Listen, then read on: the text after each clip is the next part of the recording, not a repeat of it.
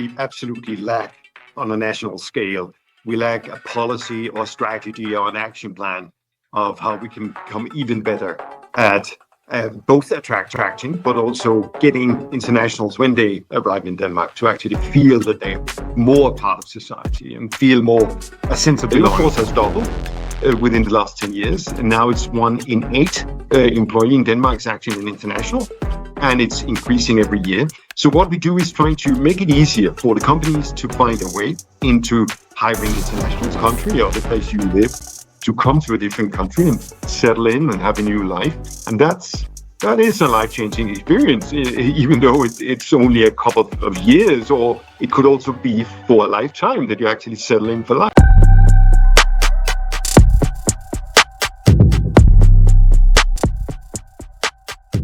Hello, and thank you again. I appreciate very much the fact that you are here. It means a lot to me, and I hope also for others. So for those who doesn't know you yet, you are Nikolaj Lubanski, and you hold a PhD in sociology. And currently you are the director and the talent marketing at Copenhagen Capacity, and which is an organization committed to attract international talent and companies as well into Greater Copenhagen. But among other things, you are also a chairman of multiple foundations, an active bassonist and jazz poetry performer, and a writer and a public speaker. And by the way, you wrote also a book, The Choices You Don't Make Yourself. Is this true? That's absolutely true. Yeah. It's actually my 7th book, but all the 6 first books have been in like a more professional book. This is a novel. That's my first novel. Okay. Maybe the first, and I don't know whether it's also the last one. Let's see. Of course. But before we dive into our meeting, I would like to kind of say a personal statement that I have, that I think that Denmark currently faces a paradox. That what I mean by that is that despite a growing demand of skilled professionals in Denmark, many internationals still struggle to find meaningful work and also belonging. And let's take Barbecue, which is a human-centered innovation hub, for those who doesn't know.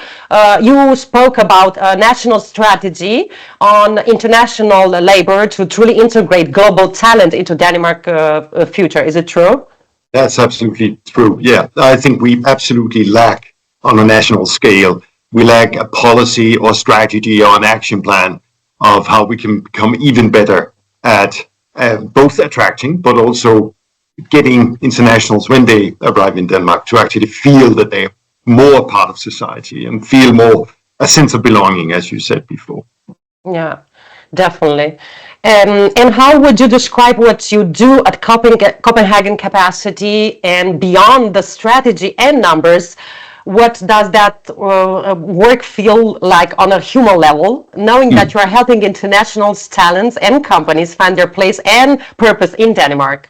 Yeah, of course, in the broader sense, we are created like 31 years ago, actually, to attract international companies and also investors into Denmark. But we've seen more and more over the years that the companies and investors are also following the places where the great talent is. And of course, due to that, we, like 13 years ago, we started also attracting international talent. And you can say from the beginning on, it was very much a matter of to supply the companies with the right persons so they're able to thrive and develop their companies. But it gets more and more personal in that sense, because there are persons behind this. And what you experience often is when you go to the more emotional side is that, of course, we have attracted a lot of people, and as you said, beyond the numbers, we have more than 5,000. I think I have on my credits to have come to Denmark.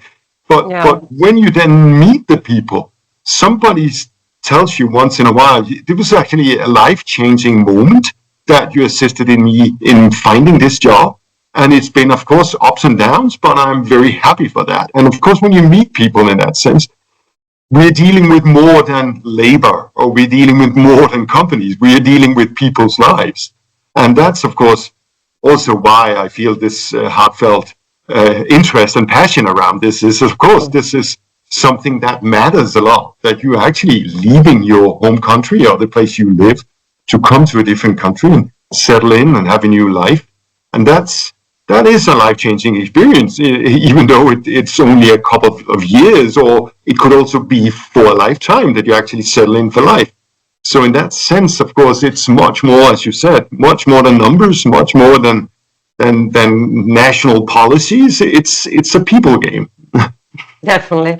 But how actually Copenhagen Capacity can help internationals and or companies? Yeah. So basically what we do is that we try to be a broker between Danish-based companies and internationals. Meaning, as you said before, there's a big lack of labor in Denmark. And that also means that around now, it's around getting up to, it's in the sense, so what we do in practice, we try to make it easier for companies to find a way for hiring the right persons. And as I said before, there's a lack of labor, meaning that we've seen a doubling of the amount of internationals within the last 10 years in Denmark. So the labor force, the international labor force has doubled within the last 10 years. And now it's 1 in 8 employee in Denmark is actually an international. And it's increasing every year. So what we do is trying to make it easier for the companies to find their way into hiring internationals. And on the other hand, we're also trying to make it easier for internationals to find their way into Denmark. And if they're here already, we also try to be a broker of finding a job. And how we do that is that what we do talent attraction campaigns, meaning that we have open jobs in Denmark, and we try to make internationals aware of what type of open jobs. We have job portals where we showcase the jobs at companies where you do not need to speak Danish, real jobs for internationals.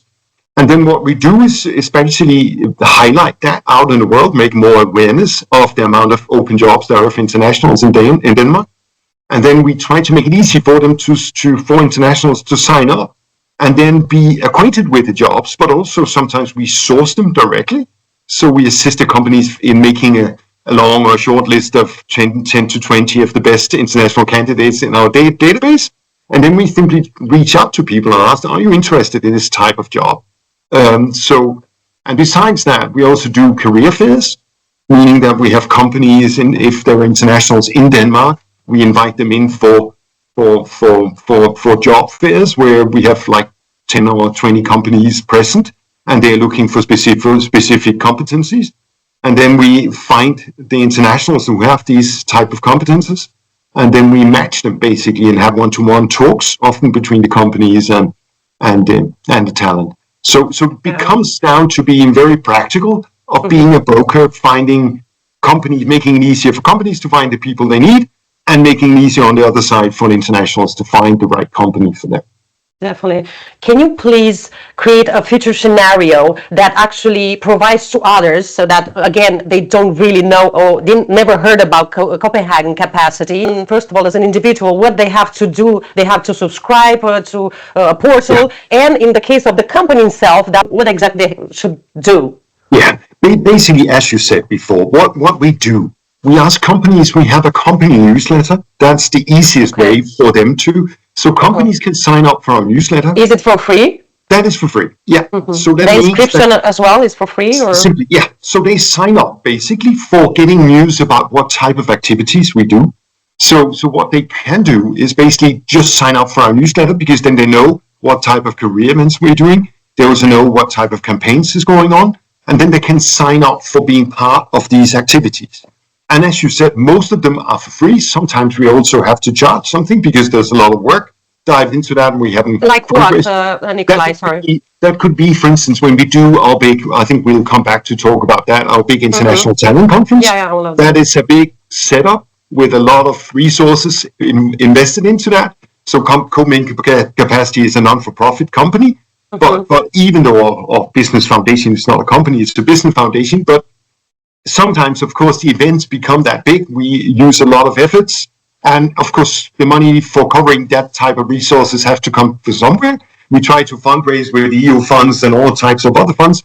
But we also sometimes have to ask the companies to chip in. So we're able to, not for making profits on our side, because we are non-for-profit, but to have, for instance, an international talent conference being at the quality level that we like to have it. So sometimes there are also payments for companies.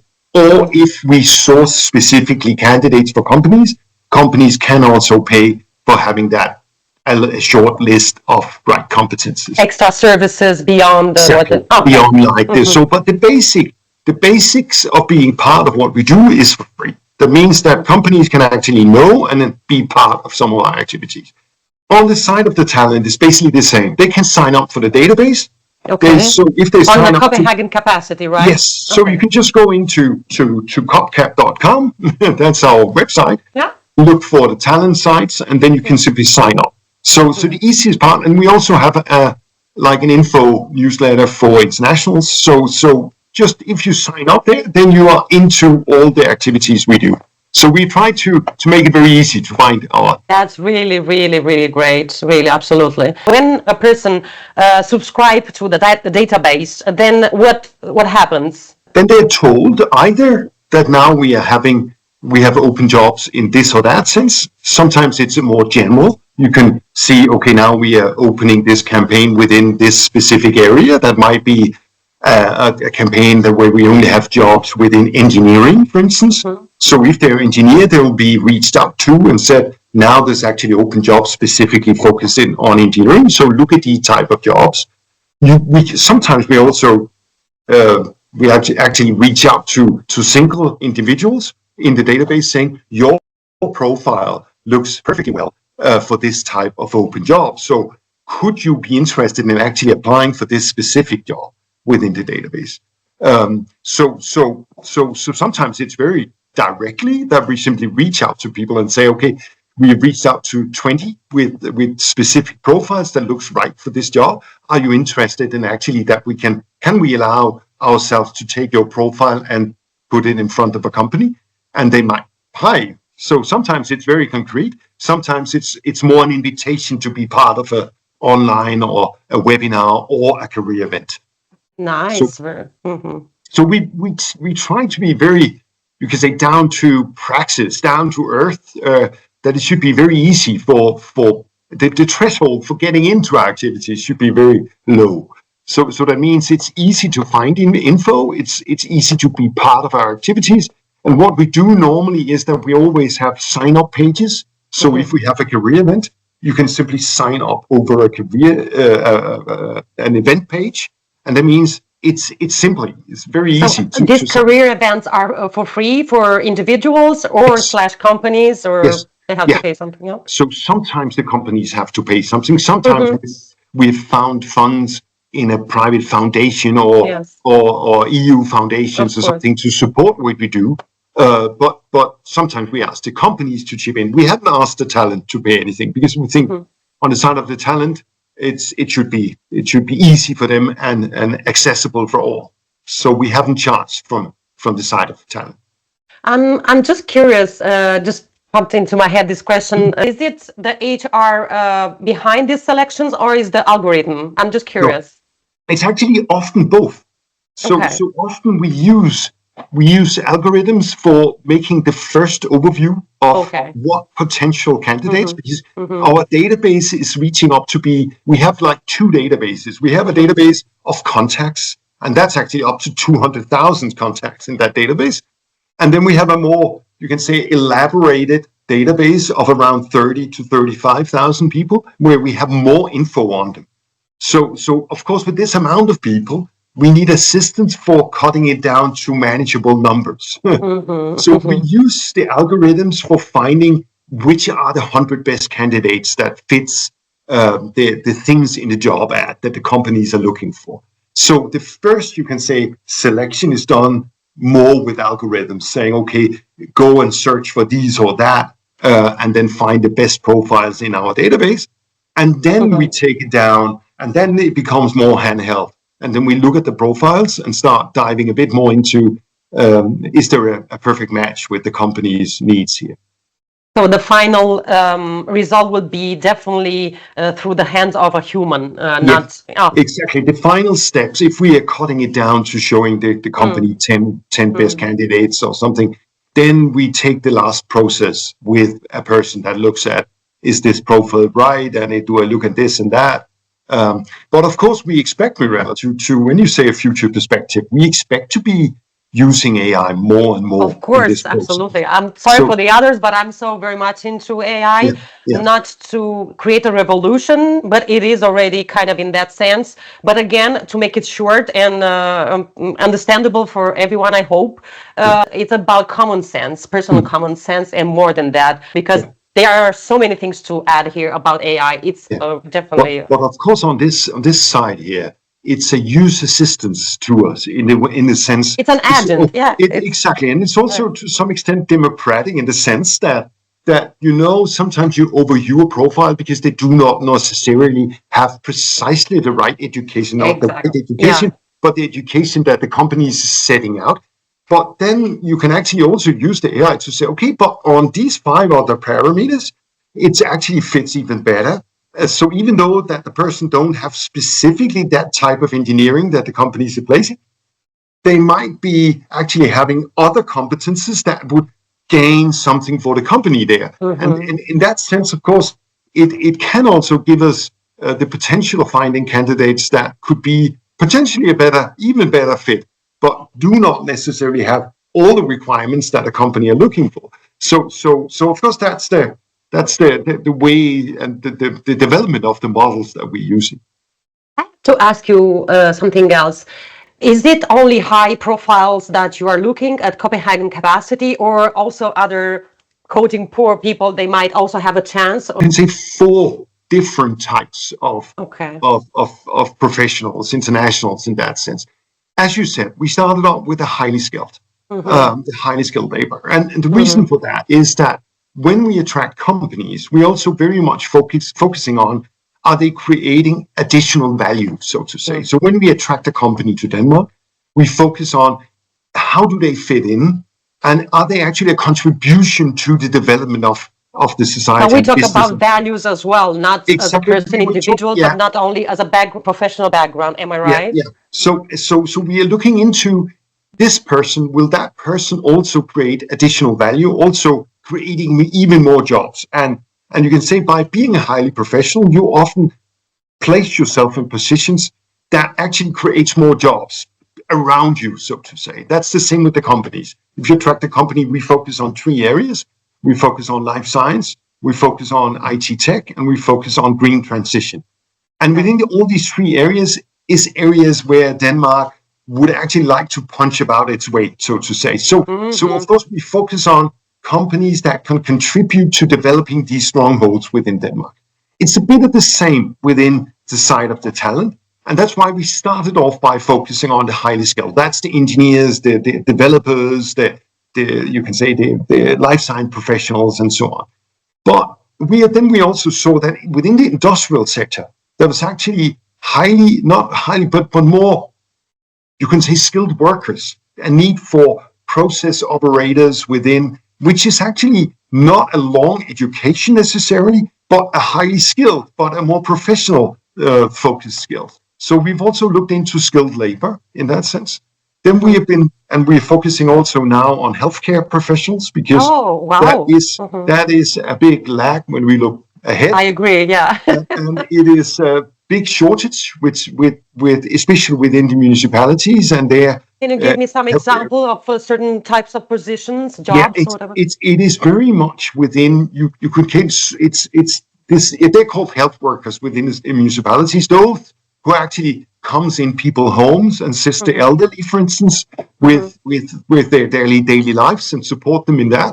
It's Mm-hmm. also people at elderly homes, and there's a big need of people that would like to work within that sector. And there's like within, when you look forward in Denmark, there'll be a huge gap because there's lots of people working within that field who is going to retire within the next 10 years. So, and right now, if you look broadly on healthcare professionals in Denmark, it's only 1.9% that are internationals. And if Mm-hmm. you compare to Germany, it's like 10% at the moment. In Switzerland, it's more than 20%. So we Mm-hmm. are definitely looking into having a more international labor market, which has been very national in that sense, because the Mm-hmm. language barrier and all that Yes, I stuff. know very well. Yeah, Thank yeah, you. exactly. So that's also why we need to get started, because we will look ahead into that type of professional. So that's the third area. So highly skilled professionals, healthcare workers, and then we are working very specifically on researchers right now.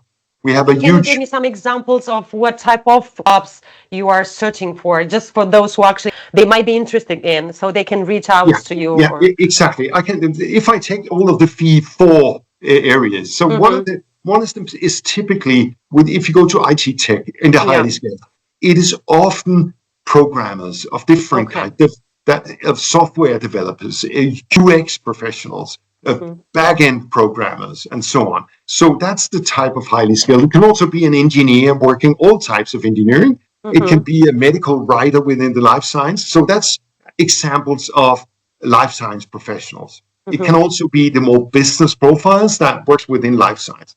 But that's the highly skilled. If you go to the skilled labor, you should see yourself working as an electrician in production. You can also be process operators.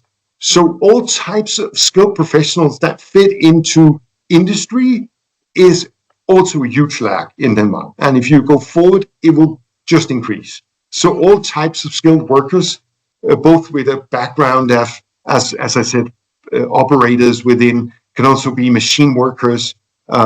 So that's examples of the second category. If you then go to the third category, the healthcare workers, the biggest lack is the healthcare workers working at elderly homes, working with home assistants, but it's also nurses. So there's not right now the big lack of nurses, but looking ahead, it will be also all types of nurses that there's a lack for. And then if you go to the fourth category, that's researchers. That's if you are taking a PhD somewhere at a university abroad, you could come for having a postdoc in Denmark. The universities is very internationalized. They are looking very ahead to actually get more internationals into doing I heard that research too. in that. So we have a big initiative in Denmark at the moment. This is funded by the three big research foundations, the Novo Nordisk Foundation, Lundbeck Foundation, and Virum Foundation. It's called Science Hub Denmark, and we're attracting researchers for positions at Danish universities. Wow. And that's very much within green technologies. That's within three areas, green technologies. So it's all type of researchers that are looking into green hydrogen or sustainability and all exactly, this. all types. But it's very much focused on it's very much green technologies, and it's also biosolutions, all types of biotechnology, and then it's within neuroscience as the third. Wow. So that's hopefully, Mirella, some examples of so and you can also hear from that. You can see the very broad perspective of jobs. Now I can see it. That's why I'm saying that it's very important to have the secure and the right information while you have to do something, or you will wish to do something. Exactly, but that's the four areas where we work very proactively. But I have to say, Mirella, that there are basically jobs in all categories in Denmark. So if you go to transportation, to logistics, to all types of, you can say, people working within the hospitality sector, there are a huge lack of people like in more or less every category. So if you are listening to this and you're an international, considering a lot of international, they are going to their home country. So maybe also because of that. Areas where we work proactively, because of course we are also funded by money from the state. And that means that we should be working in the fields where there's the biggest need and the biggest lack as a society. But having said that, there's basically a need in every sector in Denmark. That's so nice to hear that. So this, and that's also coming back to your paradox that you begun with, is actually, it's so odd that it's so complicated sometimes for internationals to find their way and get into jobs in Denmark, because there is a big need, but what is wrong with the connections here? I think that's the point. I think there is a lack of communication from kind of both sides. What I'm trying to say is that I think, as you just said right now, a second ago, there is a matching the places and informations and receive all this international. That most of the time they are so confused, and most of the time they don't know from where to get the right informations. So that's one of the main reason I actually wanted to start this podcast, is because of that. And I'm so sad to see all these people, mostly international, but struggle a lot for a long time. To some extent easier if you live or close or in some of the bigger cities. Yeah, Because that's true as well. if I should say what is the best like advice from people that are struggling to, I think be part of some of the programs in some of the bigger cities. Because we have these international citizen services that are placed like 6 places in Denmark. And often in the bigger places, like in Copenhagen, in Aarhus, in Aalborg, in Odense, there you actually have some international community centers, like International House Copenhagen or International House North Denmark, up in Aalborg, for instance. And there they have programs, they have networks, they have events. And the best recommendation is actually get very close to those events and actually participate in them, try to be part of their programs. That is not making your fortune right away, but it is absolutely easier to start there, because then you come into an effort, you come into a programs, you come into close to some that have something to offer, and at least they have the information to offer. Yeah, that's for sure. It's a starting point. It is a starting point for coming into and also getting a network, because I think networks are in Denmark, it's a must for everyone. Denmark is absolutely a must. And even though it's difficult, and I think we'll come back to talking about that, Mirella, but even though it's difficult to get into a Danish network right away necessarily, we're actually starting up international networks now, because we think it's a network. Thank you, Nikolaj. Thank you, really. That's combining internationals with Danes, because I think that we have to make that bridge. Exactly. It's a wonderful idea. But even though you just start an international network, just having a network is that important. So it might start up with an international way. You can also get that at a language school. And I think that's another great starting point, is that enter for the first 5 years in language schools are free in Denmark. So I think the earlier you would ever start on a language school, because that is also a network. So even though you are together with people that also struggle both to learn Danish, and some of them also struggle to find a job, you might assist each other, and you might actually just make it easier for yourselves also to have a network. Definitely, absolutely. So that's another thing to do. Yeah. But what about the introverts? I mean, it can be so hard for a person, and I would invite others to reflect upon this, because it's not a silly thing to approach to. It's actually a thing. It's really not so easy for an introvert person to, or emotional person. That's the thing, that actually just put themselves out there just like that. It doesn't work. This way. It's not so simple. We are talking about feelings. Yeah, absolutely. And I get that more than more. It's so what I think you that's also why I think some of the programs is a great starting point. We have this program in Copenhagen called First Job Copenhagen, and there you are amongst others that are also in the same situation as yourself, and it's a safe space to some extent to get started. And so even though you are an introvert, it might be a smaller step to take than just reach out to somebody. Definitely, absolutely. So being part of such a group, I think that's also a great starting point for you. Absolutely. So at this point, I would like to ask you something. Can you share a moment from your early career when the concept of authentic inclusion clicked for you, and what actually is inclusion here in Denmark, for example? Yeah. I think I can. I'll give you 2 examples. I think I'll take one personal one, which was actually I took part of my PhD in Germany, in the southern part of Germany, in Constance, and down there on the very close in the border to Switzerland. They're very down far south, and actually what I did there, where I really felt that sense of inclusion, was that I participated. First, I took some courses in kayaking on the Bodensee, and one of the persons that were actually also on the same course as me asked me whether don't you also play football? because we lack somebody for a football team. And that was like a moment where I thought, okay, now I'm getting close to actually be included here because they actually need me. And, and then I showed up. And luckily enough, I was in fairly good shape. So even though my football skills were not necessarily right, I was able to run a lot. So Wow. and that got me this feeling of this is authentic. Belonging. Yeah, of belonging. Being part of something, right? And then by playing football, having a beer afterwards, and talking to a lot of both internationals and locals that were all there for different purposes. And that was a great starting point for me. So that's the personal example. But I'll give you another example from a great Colombian who was working at the University of Aarhus.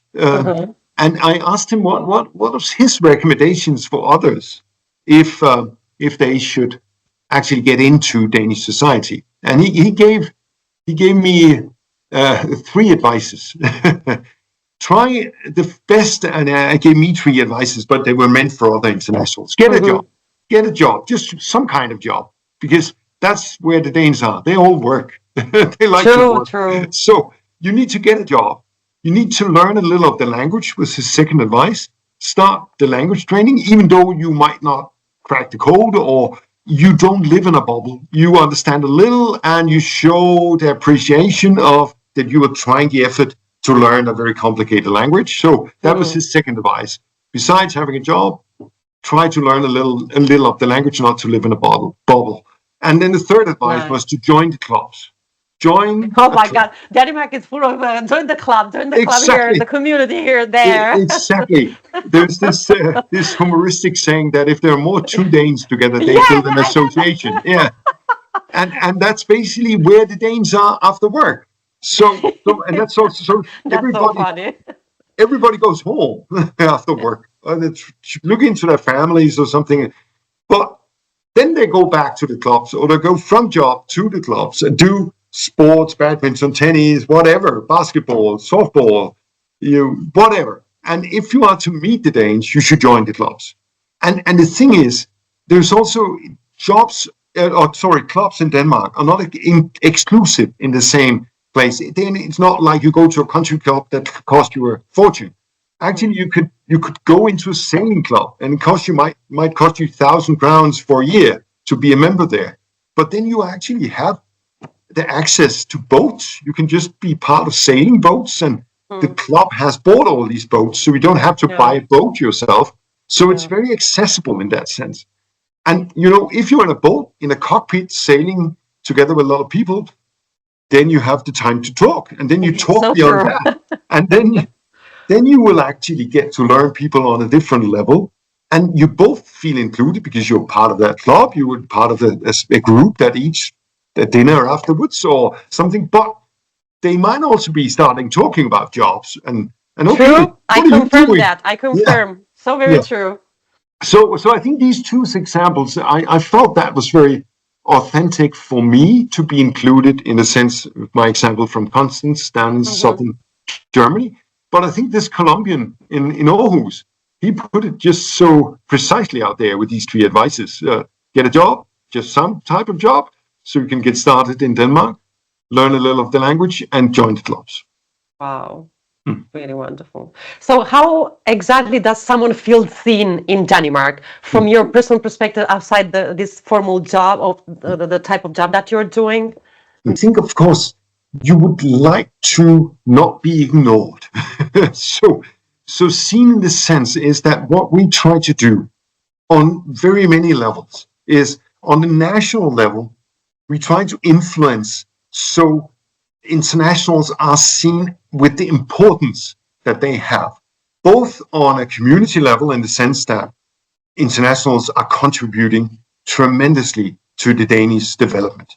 So they are a resource as well. Yeah, they are a huge resource, and actually building up and further development of our welfare society, internationals plays an very important role. So we try to give recognition on national level and try to get the politicians also to express their gratitude for the amount of internationals that actually will come for a shorter or longer period to work in Denmark and live in Denmark.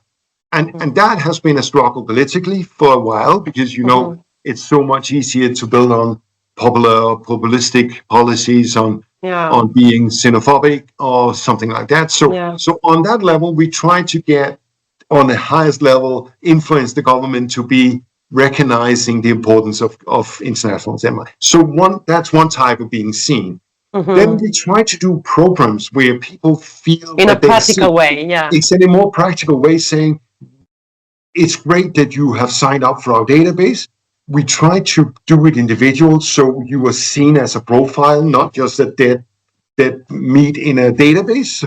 So that means that what we try to do is to reach out to people, say, update your profile, be part of this, apply for this job, come be part of an event or something like that. So we also try to, on a more systematic level, to feel that people are being seen. But then we also do events where we try to select people and say, okay, these 40 profiles fits greatly for this company, so you should come to this event and be seen by the companies as well. Have personal meetings with somebody. And of course, with our resources, that's not possible to take for all the 30,000 we have in our database, but we try to do it that systematically so people feel that they are part of something. And that's something that we're looking more and more into. How can we get that community feel? Actually, we're building a new job portal now, and with new possibilities. And one of them that we're looking into is this more community feeling of being part of something. Do you think that Denmark still misses right now in this moment? Yeah, I think there's still a lot of things that we could do better, for sure.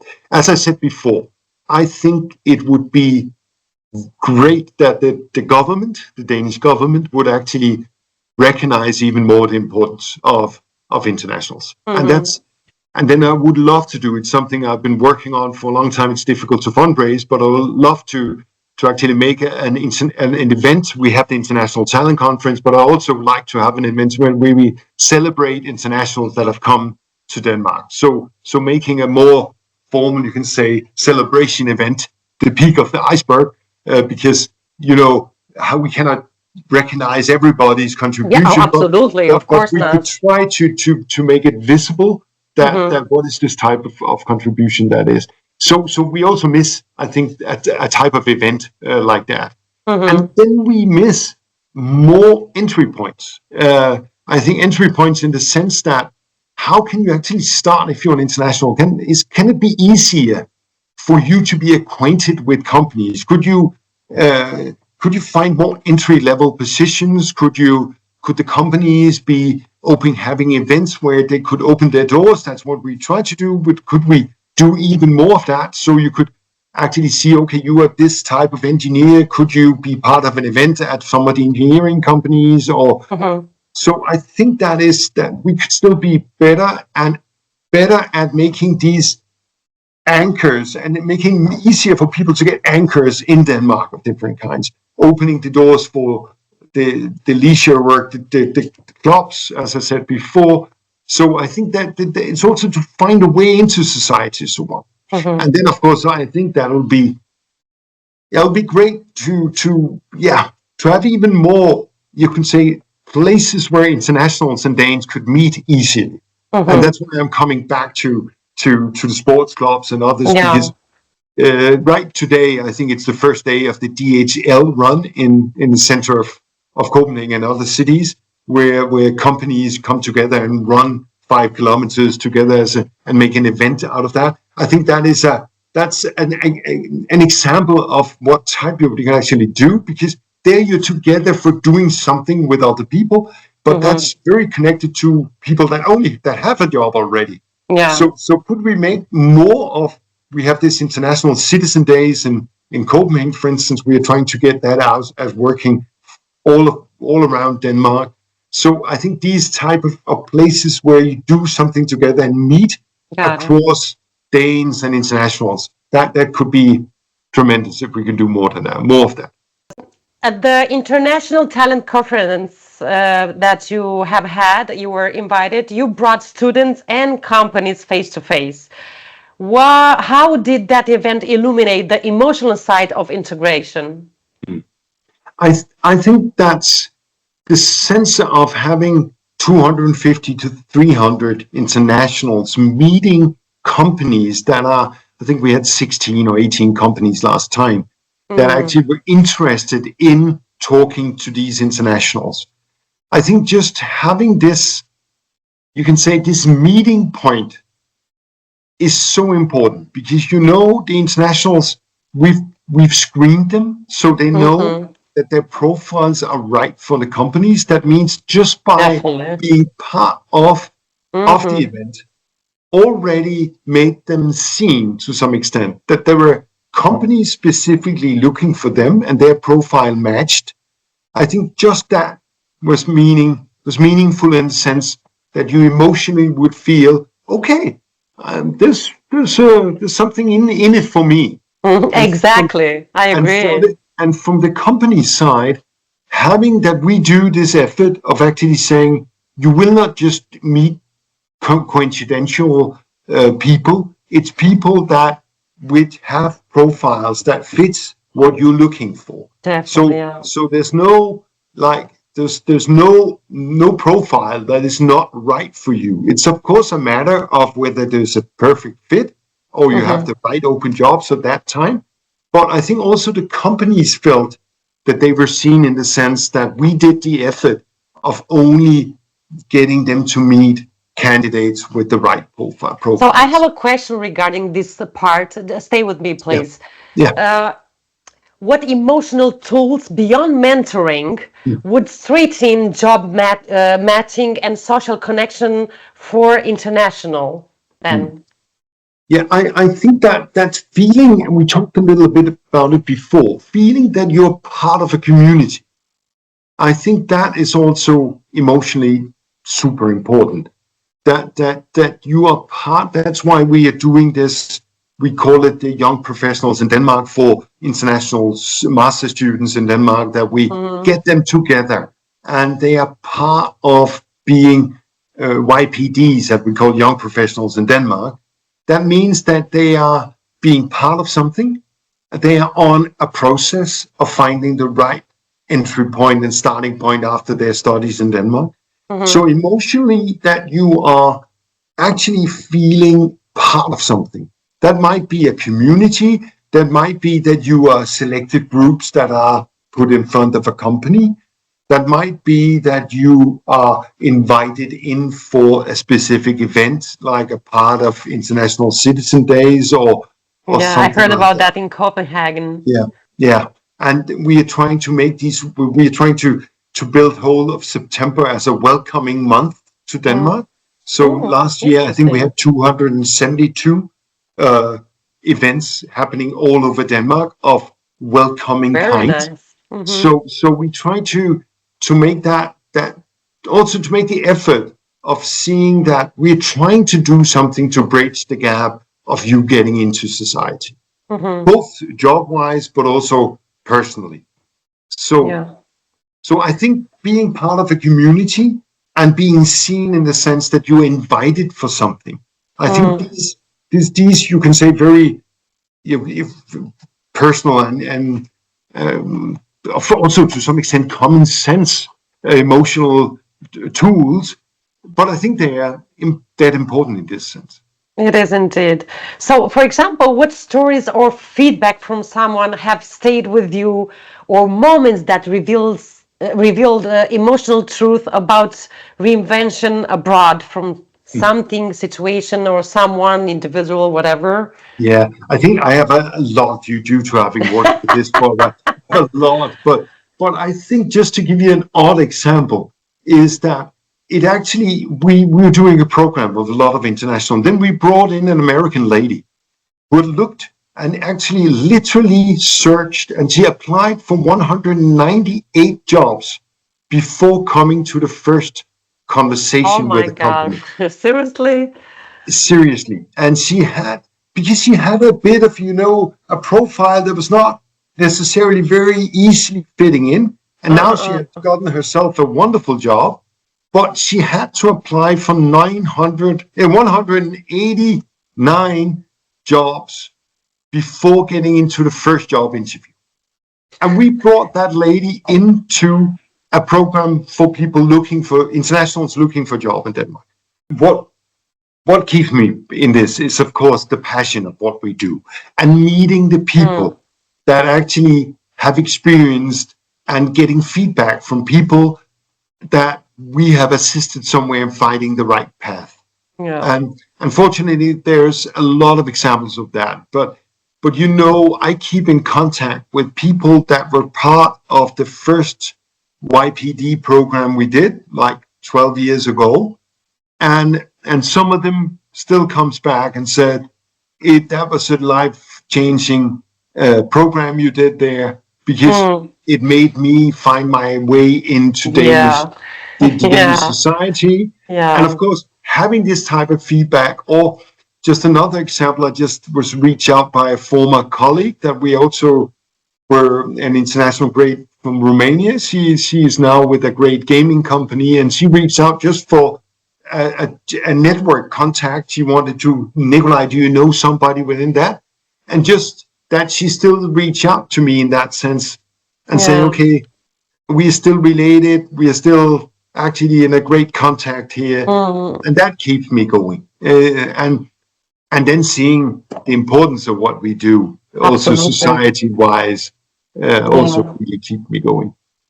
So if someone is listening today, whether an expat or a company or even just somebody that might feel like a little bit lost, wants to learn more or reach out to you or to Copenhagen Capacity, what is the best way of them to connect with you or Copenhagen Capacity? Yeah, I think, as I said earlier, I think the easiest way for companies is basically sign up for job portals. We both have a national one, a state of Denmark job portal, and we have a regional one, which is called the Greater Copenhagen Career Portal. They should simply just sign up. So they are connected. They are connected, yes, but one is national and one is regional. Okay. But they could just sign up for our newsletter and sign up for the job portals. That's the easiest way, and they'll find all what they need to know on our webpage called copcap.com. Exactly. Yeah. So the latter part. Okay. Yeah. So I think what I would do is that I would simply tell them, as I said before, the resilience part we are talking about. But what I would say, just get started, basically. So even though you might not think this is the perfect match for my job or something like that, just get started the right away that you can. Join a program, join an activity, join an event, or just go for some type of job, because then you are starting up, getting into society, and then we have a very big job mobility in Denmark. There's a huge turnover of different people changing job all the time. So you should simply just get started. So, because then you can mobilize yourself and jump to other jobs coming from that. Perfect. Thank you so very much for being here again. I'm really thrilled and happy and honored to have you here. And I'm quite sure that all the information that you gave us, they are really plenty and very important. So very thankful for that as well. As we wrap up this episode, I want to leave you with some practical next steps. And if today's conversation sparks something in you, a question, a sense of recognition, or just the reminder that you are not alone on this path, I invite you to explore more. Therefore, if you are an international living in Denmark or someone looking to hire, collaborate with, there are incredible platforms available to help. Like, for example, copcap.com, their work is to attract and support global talent and businesses. Copenhagen.com to understand the regional initiatives shaping the future of talent and innovation. Follow events like the International Talent Conference and Tech Barbecue to connect with the growing community that cares about belonging, growth, and inclusion in Denmark. And if you would like to connect directly with today's guests, Nikolaj Lubanski, you can find him on LinkedIn. These platforms are here to support internationals, companies, and communities that believes in the power of global connection. Lastly, if today's conversation resonates with you, I would love your support, your curiosity, your thoughts, or even just your quiet presence. Rewires to Rise is a project built on connection, not perfection. Please remember that. Subscribe also to the podcast and YouTube channel so I can keep creating this conversation that matters. It's free, but it means everything to this growing community. And if you would like to work with me or learn more about emotional clarity coaching sessions, you can reach out to me here on my link tree on YouTube, LinkedIn, or by email. Thanks for listening and see you in the next episode. Stay sharp.